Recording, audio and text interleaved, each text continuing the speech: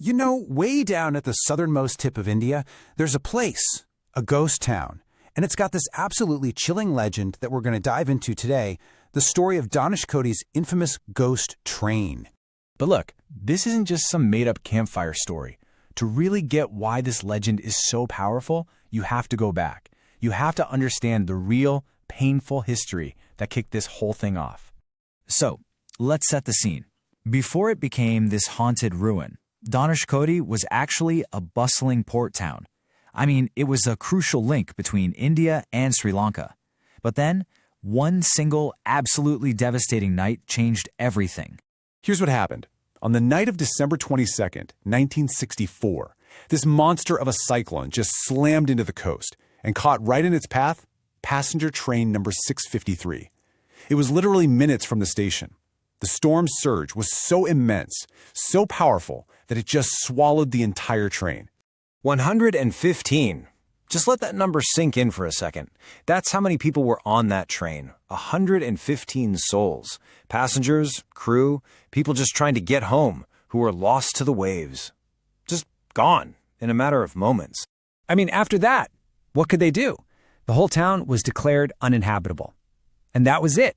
From that day on, Dhanushkodi was just the ghost town. Haunted, by the memory of that night. And it's right here in this tragedy that the legend of the ghost train really begins. Okay, so the legend itself usually pops up as a modern-day story. Some poor, unsuspecting traveler who stumbles into something they shouldn't have. So let's follow one of those versions. We'll call our guy Vijay, and we're going to see what happened on his fateful night. All right, so picture this. Our guy Vijay is completely stranded. He's all alone at this desolate place, Pamban Station. It's the middle of the night, a nasty storm is rolling in, and you can just feel it in the air, right? Something is off. And then it starts. The lights in the station just flicker and go out, plunging him into pitch black. But then, cutting through the noise of the storm, he hears it. A train whistle.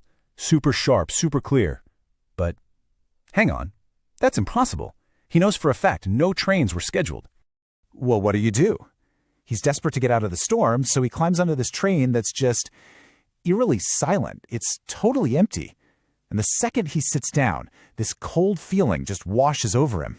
You know that feeling when your gut is screaming that something is terribly, terribly wrong? He instinctively pulls out his phone. He looks at the time, 12:05 a.m. Okay, the train starts moving, rumbling along. A few minutes pass. He looks again, and the time hasn't changed. It's still 12:05. He checks his watch. Same thing. Time has literally frozen. Okay, so that feeling of unease, it just explodes into full-blown panic. He quickly pulls up the official railway website on his phone, and his blood runs cold. There it is in plain text. All trains canceled due to inclement weather.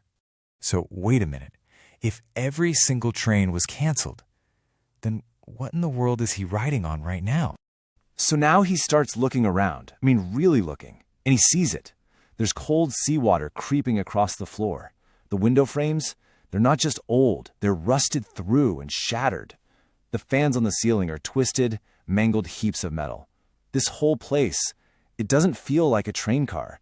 It feels like a shipwreck they just dragged up from the bottom of the sea. Okay, he is absolutely suffocating with fear at this point. He makes a decision. Next stop, he's getting off. He doesn't care where it is. It has to be better than being on this thing. He couldn't have been more wrong. Finally, the train screeches to a stop at this dark, abandoned-looking station. Vijay just bolts out of there, desperate to be on solid ground. But the relief lasts about 2 seconds. The platform is somehow even creepier than the train he just escaped. His eyes are darting around in the dark, just searching for anyone, anything. And then he spots it. A figure lying on a bench, completely covered with a white sheet. Maybe it's another passenger? Praying that's what it is, he slowly, cautiously walks over and reaches for the sheet. It's not a sleeping person. Underneath that sheet is a corpse. And it's bad. Bloated, rotting, like it's been in the water for a very, very long time. He stumbles back, horrified, and that's when he feels it, this icy grip on his wrist. He whips his head down and sees a little kid standing right next to him, but its eyes, They're just blank white orbs, and its touch is so cold it feels like it's literally draining the warmth from his body. And as if that wasn't enough, another figure steps out of the shadows, a train ticket examiner, and his voice is just dead. No emotion at all. And he says, "This journey ends here, forever."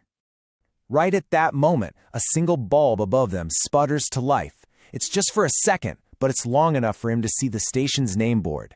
And the peeling paint spells out one word, Dhanushkodi, the very same station that was washed into the sea more than 50 years ago.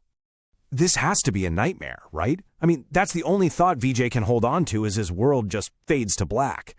But the truth? Oh, the truth is so much worse than any nightmare. And then he wakes up.